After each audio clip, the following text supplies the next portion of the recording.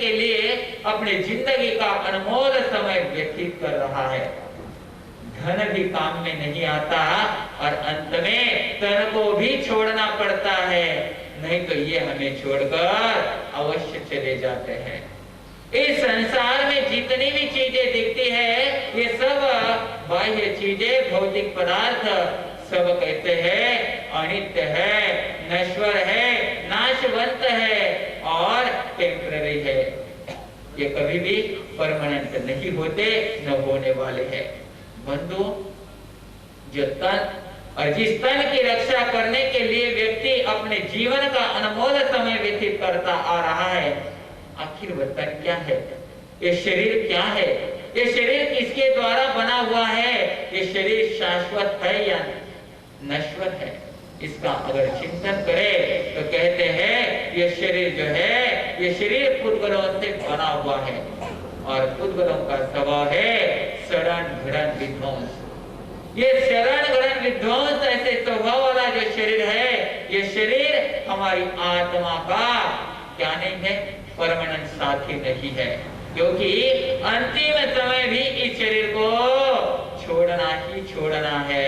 इसलिए बंधु, शरीर का क्या महत्व है, शरीर कहाँ तक हमारा साथी है, इसके ऊपर हमें गहराई से चिंतन मनन करना चाहिए। एक जगह पर कहा हुआ है शरीरानि नित्य, कहा गया है एक श्लोक में अनित्यानि शरीरानि वैभव नहि शाश्वतः। शरीर जो है हमारा वो अनित्य है और रात दिन जिसके लिए मेहनत हम कर रहे हैं वह धन भी कैसे है?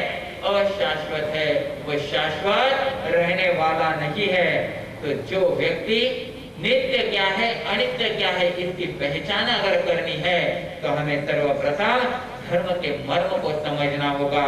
और कहा गया है कि मनुष्य इस तन की संभाल करने के लिए और इस धन की रक्षा करने के लिए अपने जीवन का अनमोल समय क्या करता है? यूं ही व्यतीत करता हुआ आ रहा है।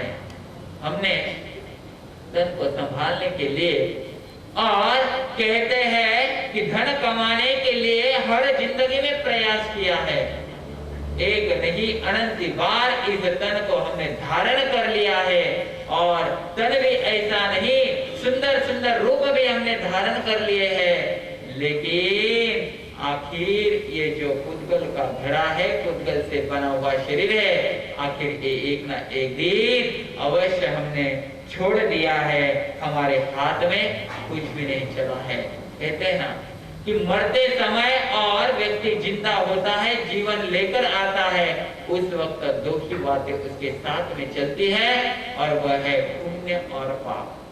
खाली हाथ आया है, खाली हाथ जाना है। खाली हाथ व्यक्ति आता है, सिर्फ साथ में पुण्य और पाप लेकर आता है और खाली हाथ जाता है, मतलब यहाँ का ऐश्वर्य, धन, संपत्ति यहीं पर छोड़कर उसे जाना ही पड़ता है। एक जगह पर कहा है धन साथ में नहीं आवे तन पीछे रह जावे, धन साथ में नहीं आवे तन पीछे रह जावे, पुण्य पाप साथ में रहे, पुण्य पाप साथ में रहे, पाप का घेरू भार, पाप का ढोर हम जोड़ते ही आ रहे हैं, मौत के बाद रहेगा साथ। किसका साथ रहेगा? कि व्यक्ति सोचता है पाप पुण्य और पाप करो, लेकिन ज्यादा से ज्यादा उसके द्वारा पाप का भरा भरता ही भरता चला जा रहा है और मौत के बाद वो साथ में चलने वाला है। जहाँ जन्मो वहाँ दुख पाओ। बंधु, आप लोग मानते हैं कि जन्म लेना यानी उत्कृष्ट बात है, मंगल बात है, लेकिन कहते हैं जहाँ जन्म लो वहाँ दुख पाओ, क्योंकि जन्म के साथ ही दुख की परंपरा जुड़ी हुई है।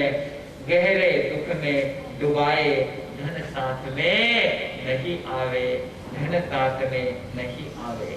बंधुओं, ये जो तन है, ये तन और धन दोनों भी व्यक्ति के साथ में नहीं आने वाले हैं, लेकिन व्यक्ति अपनी जिंदगी का अनमोल समय इसके लिए तन को अभी तक बहुत संवारा है। अभी तक कहते हैं कितने प्रकार की फेयर एंड लवली आप लोगों ने यूज की, कितने प्रकार के पॉन्ड्स पाउडर आदि आदि आपने यूज किए, लेकिन कितने देर तक, थोड़ी देर की वह शोभा, शरीर की शोभा, लेकिन उसके बाद में कोई फर्क आप तक पड़ा है? नहीं पड़ा है। तन को बहुत संवारा है, तन को बहुत संभाला है और धन के लिए भी बहुत समय व्यतीत किया है, लेकिन ये हमारा हमेशा का साथ नहीं देने वाले हैं। बंधु, जन्म जन्म तक आपने इन अनित्य के पीछे बहुत कुछ समय व्यतीत किया है। जन्म जन्म तक आपने अनित्य के पीछे अपनी दौड़ लगाई है। जितने भौतिक पदार्थ है उससे मुझे सुख मिलेगा, शांति मिलेगी और उससे मेरी आत्मा का कल्याण होगा, ऐसे आपने सोचा था।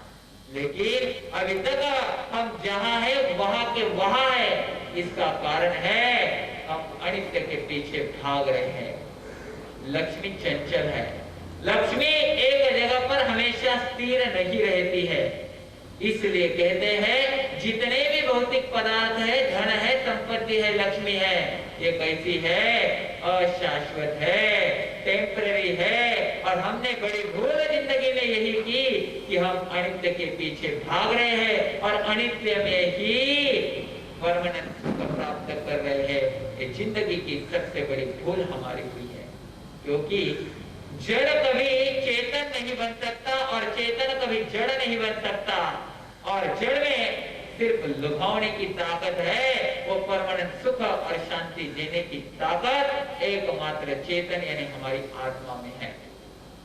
आज तक की दौड़, और वह दौड़ अनित्य के पीछे की दौड़, और वह दौड़ भौतिक पदार्थों से सुख प्राप्ति करने की दौड़, इस दौड़ में इतनी थकावट आ गई है, इतने जन्म मरण हो गए हैं।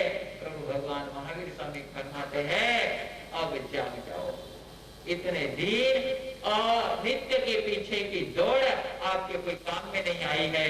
चलो आज थोड़ा सा मोड़ ले लो, और मोड़ लेना है, दौड़ लगानी है, ध्यान करना है, चिंतन करना है। तो किसका करना है? स्व का चिंतन, अपनी आत्मा का चिंतन। जो आत्मा नित्य है, जो आत्मा परमानेंट है, जो आत्मा हमारे साथ में चली ही चली जाने वाली है। ऐसे नित्य वस्तु का, ऐसे नित्य पदार्थ का चिंतन अगर हम करना प्रारंभ करें तो हमें पता चलेगा कि सच में हमारी आत्मा में कितनी शक्तियां छुपी हुई है।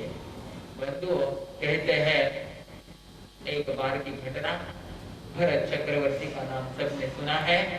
भरत चक्री राजा बने थे, ऋषभदेव भगवान के वह पुत्र थे, और राजा बनने के बाद में वह विनीता नगरी में राज्य करते थे। और उस विनीता नगरी में राज्य करते करते कहते हैं राजा है तो वहां पर क्या है? वैभव है, वहां पर सौंदर्य है, आदि सब बातें हैं। और भरत चक्रवर्ती दिखने के लिए बड़े सुंदर थे। आज उन्होंने 16 श्रृंगार करते हुए, और जैसे ही शीश महल में पहुंच गए, देख रहे हैं अपना सौंदर्य, निखार रहे हैं अपने सौंदर्य को, और निखरते निखरते देखा है कि सभी ओर मैं कितना सुंदर दिख रहा हूँ। लेकिन अचानक उनके एक उंगली में से एक अंगूठी नीचे गिर जाती है, और गिर जाने के बाद उनका ध्यान चला जाता है उस उंगली की तरफ। वो उंगली एकदम भयानक कैसे तो भी दिख रही थी, और दिखते दिखते उनकी चिंतन धारा बदल जाती है। वो सोचते हैं कि एक अंगूठी नीचे गिर गई तो यह उंगली का सौंदर्य नहीं रहा, चलो सभी आभूषण उतार कर तो देखो कि मेरा शरीर का सौंदर्य क्या है।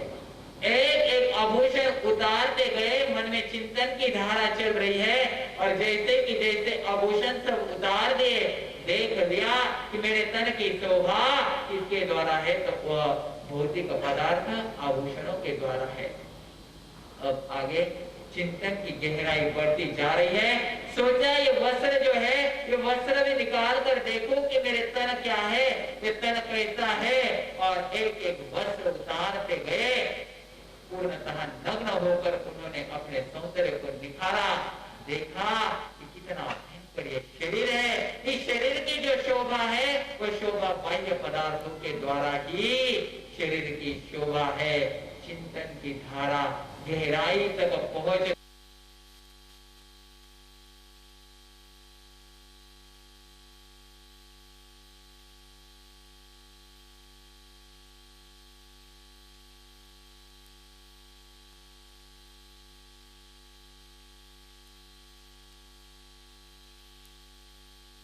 मन में चिंतन कर रहे हैं कि शरीर की शोभा नहीं है, तो बाह्य पदार्थों के द्वारा यह शरीर सुशोभित हो रहा है। बाह्य पदार्थ अनित्य है, नश्वर है, नष्ट होने वाले हैं और इनसे मेरी आत्मा का कोई कल्याण होने वाला नहीं है। बाह्य पदार्थों को मैंने जीवन भर आजमाने के लिए अलग अलग प्रयास किए, लेकिन इनका कोई भरोसा नहीं है। अगर चिंतन की धारा गहराई में उतर गई, स्व का चिंतन करने लग गए हैं, जीवन की दशा और दिशा मोड़ने के लिए उन्हें एक पॉइंट मिल गया है, अनित्य। ये संसार की सभी चीजें अनित्य है और नित्य क्या है और नित्य से क्या हो सकता है, नित्य को अपनाने से मुझे क्या लाभ होगा। ऐसी चिंतन की धारा उनके आगे बढ़ते बढ़ते स्व का चिंतन, आत्मा का चिंतन करते करते कहते हैं उसी शीश महल में उन्हें केवल ज्ञान प्राप्त हो जाता है। बंधुओं, केवल ज्ञान प्राप्त हुआ, वह शीश महल से जैसे ही राज दरबार में आकर पहुंचे, जिन शासन माता ने उन्हें, देवता ने उन्हें आभूषण और उन्हें वस्त्र लाकर दिए हैं, साधु के वस्त्र लाकर दिए हैं, साथ ही साथ ओघा मुपत्ति भी लाकर दी है, उन्होंने वही पर दीक्षित होकर कहते हैं हजारों बड़े बड़े राजा उनके साथ में क्या हो गए हैं। मतलब ये शरीर कैसा है, अनित्य है, धन कैसा है, अनित्य है और अनित्य के पीछे की हमारी दो आने वाली है। एक जगह पर सुंदर भजन में कहा गया है, नहीं तन तेरा नहीं धन तेरा नहीं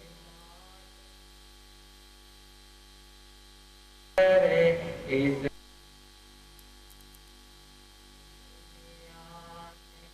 नहीं तन तेरा नहीं धन तेरा नहीं मात पिता रंग रंगेली दुनिया में मलमल के तन को धोता साबुन तेल लगाता।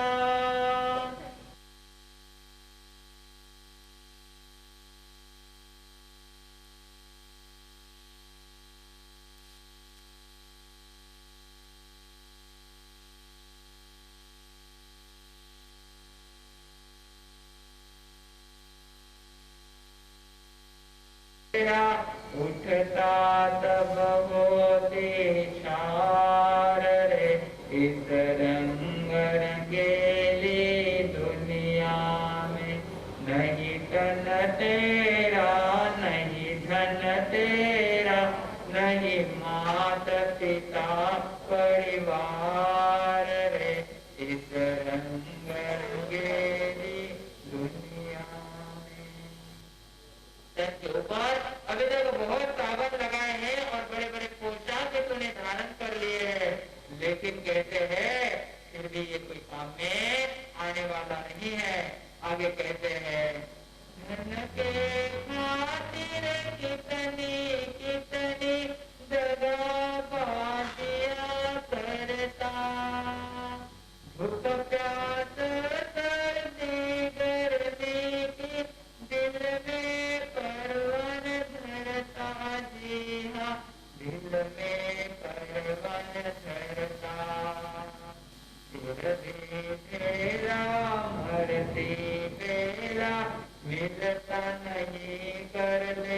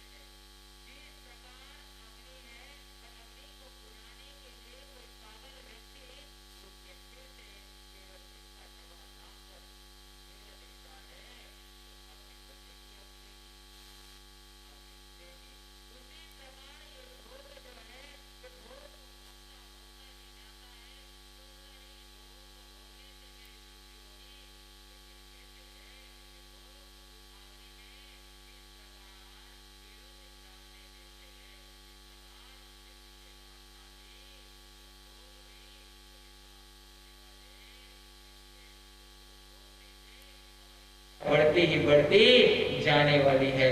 इसलिए तो कहा है सच्चा सुख पाना है, मानव जीवन को अगर सार्थक करना है तो मानव जीवन की महत्ता भोगों में नहीं बल्कि त्याग में ही है। क्योंकि भोग से कर्म बंधन बढ़ता है और त्याग से कर्म बंधन छूटता चला जाता है। त्यागे तो आगे, त्याग की महिमा हमारे धर्म में गाई गई है। इसलिए बंधुओं सोचो, ये शरीर जो है, और कहते हैं शरीर उद्गल से बना हुआ शरीर, गंदगी से बना हुआ ये शरीर जो है, और ये शरीर हमारे साथ में अंत में आने वाला नहीं है। ये शरीर का भरोसा क्षण मात्र का भी नहीं है। और साथ ही साथ जिस संपत्ति को, क्योंकि कहते हैं बाप बड़ा न भैया, सबसे बड़ा रुपया आप लोगों के लिए है। तो वह रुपया, वह धन और वह संपत्ति भी लक्ष्मी चंचल है, साथ में चलने वाली नहीं है। तो बंधु अगर मानव जन्म को सार्थक करना है, भव भ्रमण को मिटाना है, तो आइए अनित्य भावना के ऊपर चिंतन करते हुए आज से ही हमें अनित्य के पीछे की दौड़ को मोड़ते हुए नित्य के पीछे यानी स्व की पहचान के लिए, आत्म कल्याण करने के लिए हमें धर्म साधना आराधना करनी है। तो बंधुओं जिस प्रकार भरत चक्री ने अनित्य भावना भाते भाते केवल ज्ञान प्राप्त कर लिया है, राजा थे, शीश महल में उन्हें केवल ज्ञान प्राप्त हुआ है, आपको भी घर में हो सकता है। लेकिन कब? जब आपकी विचारों की गहराई कुछ भरत चक्रवर्ती जैसी हो जाए तो हमसे भी केवल ज्ञान दूर नहीं है। तो बंधुओं भावना भाने से भावना फलित होती है, मन की मनोकामना पूर्ण होती है। तो आज यही कहूंगा कि अनित्य इस संसार, धन, संपत्ति, भौतिक पदार्थों के पीछे हमारी दौड़ न लगाते हुए हमारी दौड़ परमानेंट के पीछे, शाश्वत के पीछे यानी अपने आत्मा के पीछे, आत्म कल्याण के मार्ग में लग जाए तो हमारी आत्मा परमात्मा बनने में देर नहीं लगेगी। इन शुभ मंगल कामनाओं के साथ ओम शांति। प्रभु विनय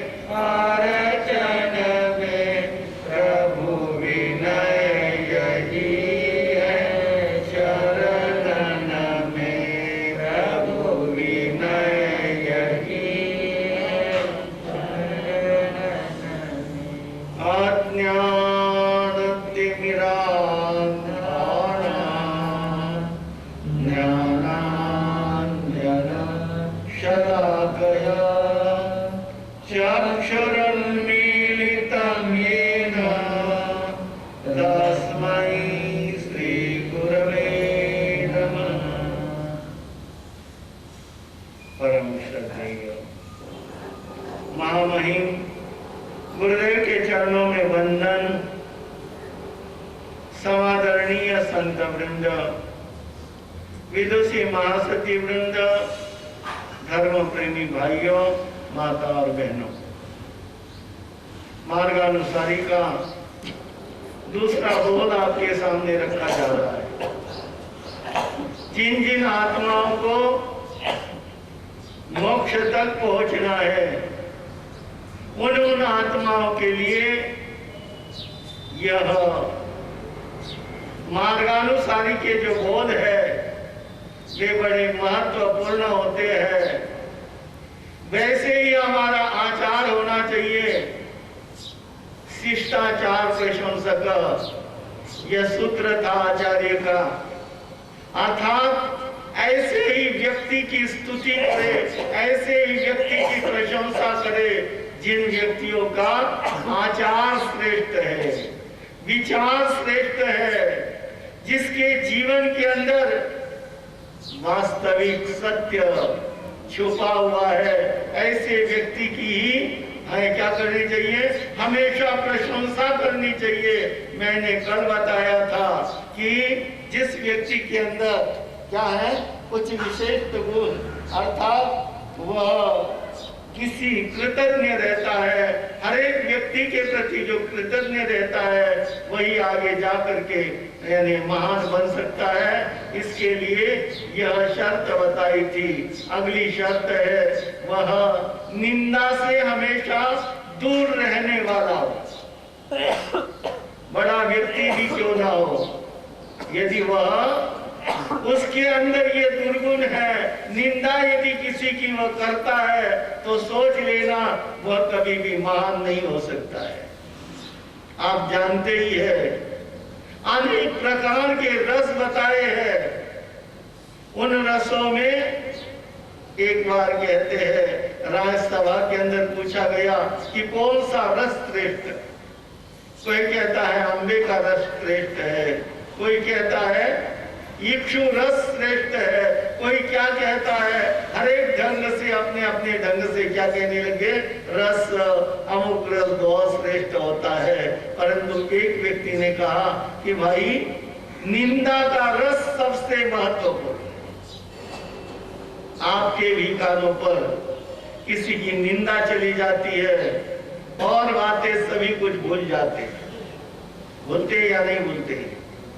निंदा सुनने के लिए हमारे कान हमेशा खुले रहते हैं। ऐसे तो आपके पास में न मालूम कौन सा ऐसा रिमोट कंट्रोल है कि हर समय में आप हर बात नहीं सुनते।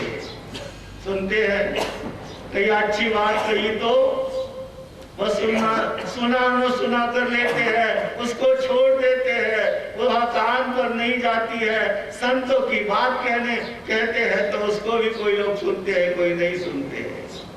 परंतु यदि कोई निंदा की बात आ जाती है तो मनुष्य के कान क्या हो जाते हैं, अपने आप खुले हो जाते हैं, भले ही वह बहरा भी क्यों ना हो। जिसको सुनने नहीं आता है वह भी उसके मुंह के तरफ देखेगा और देख करके सोचता है कि यह अमुक वस्तु अमुक ही बोल रहा है, और उसके ध्यान में वह बातें आए बिना नहीं रहती है। निंदा सभी ने उसकी क्या करी है, यानी निंदा की हमेशा सभी ने निंदा ही करी है। निंदा सभी के लिए वर्ज्य है, परंतु अधिकांश देखा जाता है। भगवान महावीर ने कहा था पिच्ची मांसम न खाई जा, यानी पीछे किसी के व्यक्ति के पीछे की बात नहीं कहनी चाहिए। कहना है तो उसके सामने कहो। यदि उसकी भूल है, उस भूल को यदि आपको कहना ही है तो क्या करो, सामने कह दो। परंतु मनुष्य क्या है,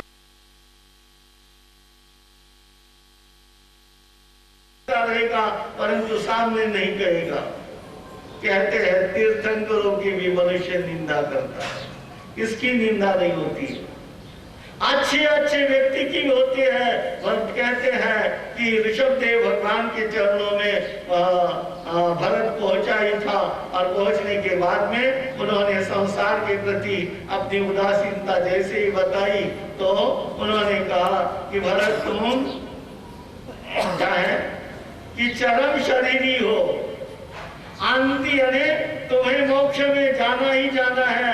आधी आधी बात कर रहे थे, उनके बारे में जब प्रशंसा कर रहे थे तो कहते हैं वहां पर सुनने वाला एक व्यक्ति भी था। उसने देखा कि बाप बेटे की प्रशंसा कर रहा है, चक्रवर्ती की प्रशंसा कर रहा है। एक साधारण व्यक्ति की क्या नहीं होती है, प्रशंसा नहीं होती है। और कहते हैं जैसे ही उन्होंने श्रवण किया और करने के बाद उसने ये बात अपने तक सीमित नहीं रखी। जहां भी जाता है कहता है, आप लोगों ने सुना प्रवचन, आज ऋषभदेव भगवान ने क्या कहा? यही कहा कि भरत की ही प्रशंसा करी, भरत की ही प्रशंसा करी और उसके लिए चरम शरीरी बता दिया है। इधर उधर निंदा शुरू हो गई। गांव में चारों तरफ क्या है, जहां भी जाता 10-5 व्यक्तियों में बैठता और उसकी ही निंदा शुरू हो गई है। शुरू होने के बाद में जैसे ही भरत चक्रवर्ती को खबर पड़ गई कि भाई भगवान ने जो कुछ बताया है उसके पीछे उन्होंने बहुत कुछ सोच समझ करके ही बताया है, फिर भी अमुक व्यक्ति ने जो निंदा शुरू करी है उसको बता देना चाहिए।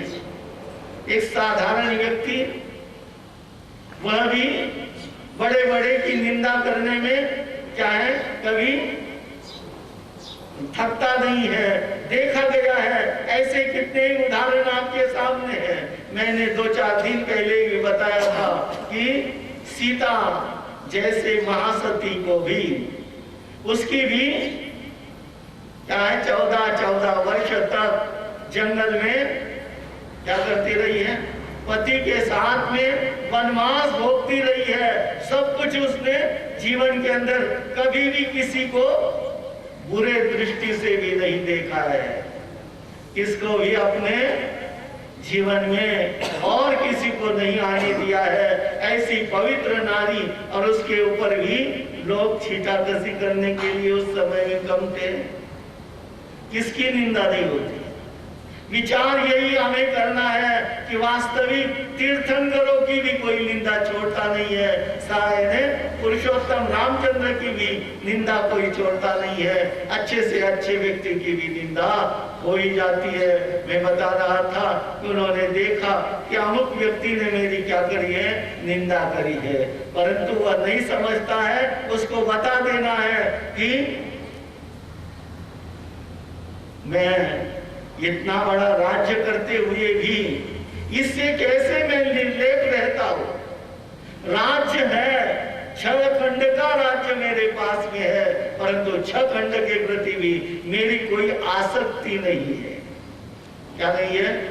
राज्य करने के बाद में भी आप जानते ही हैं कि जो व्यक्ति उसमें आसक्त रहता है, जो आसक्ति ही सबसे बड़ा क्या है, मोह का कारण है, और वही वास्तविक परिग्रह है। तो इसीलिए उसने तो यही कहा, ये राज्य कर रहा है, इतना बड़ा राज्य करने वाला व्यक्ति भी क्या मोक्ष में जा सकता है? इतना बड़ा पाप करने वाला व्यक्ति भी कहीं यानी मोक्ष में पहुंच सकता है? ऐसी निंदा जब उसने शुरू करी है तो उसने, भरत ने उसको बुला लिया और बुला करके कह दिया कि भाई ये हाथ पर ले लो, एक पात्र में कह दो तेल भर दिया है, और तेल भर करके कह दिया कि जाओ गांव में से घूम करके आओ, और तुम्हारे पीछे कौन रहेगा? एक प्रहर, यानी ऐसा सिपाही रहेगा, जैसे ही तेल का बूंद बाहर निकला तो तुम्हारी गर्दन उड़ा दी जाएगी। क्या कर दिया? गर्दन उड़ा दी जाएगी। इसीलिए हाथ में क्या दिया है? एक कटोरा भर तेल दिया है, और तेल लेकर के वह हाथ में चल रहा है।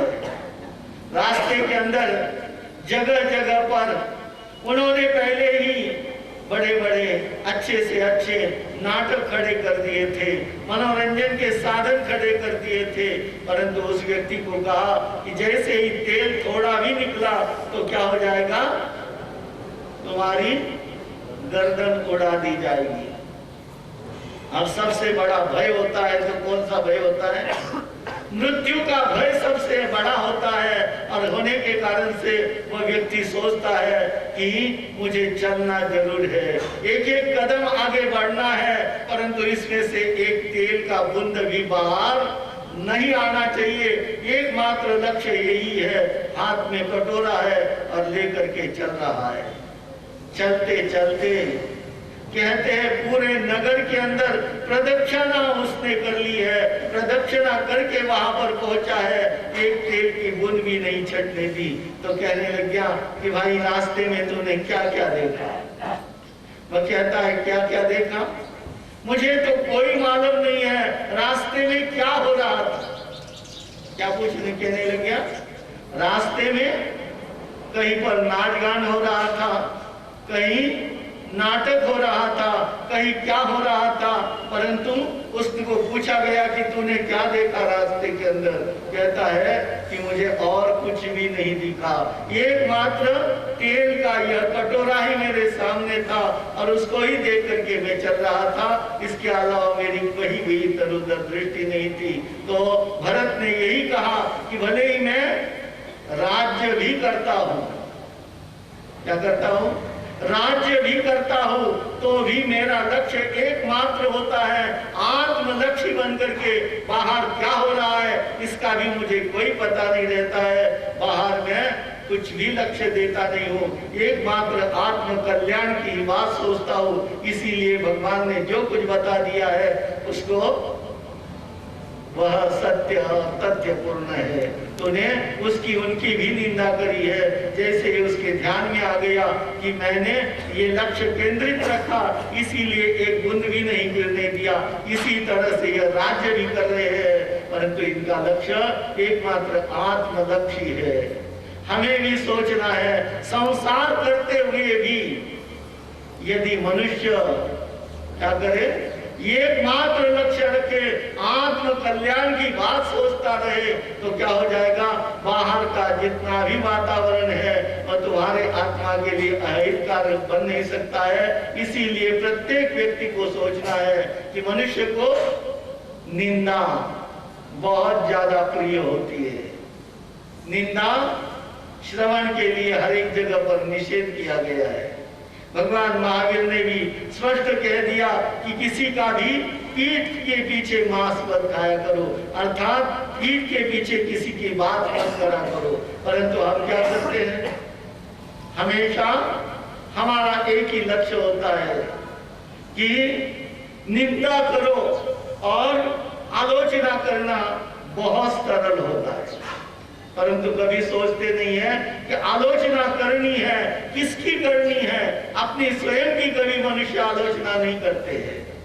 स्वस्तुति पर निंदा कर्ता लोके पदे पदे, उन्होंने कहा कि स्व की प्रशंसा और पर की निंदा। किसकी? स्व की प्रशंसा।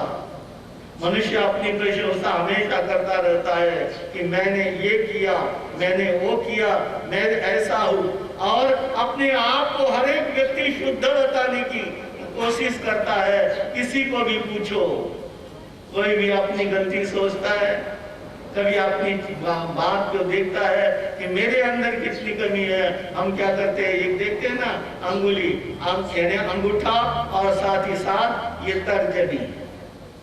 ये तर्जनी क्या करती है?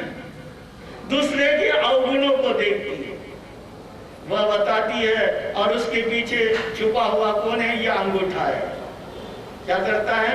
ये व्यक्ति ऐसा है, वो व्यक्ति ऐसा है, दूसरे की वह निंदा ही करता है, परंतु सोचता नहीं है कि दो वोट जब यानी दूसरे के सामने है तो 3 वोट किसके तरह है? अपने तरफ भी है। अपनी भी कुछ कमियां हैं, परंतु मनुष्य हमेशा दूसरे की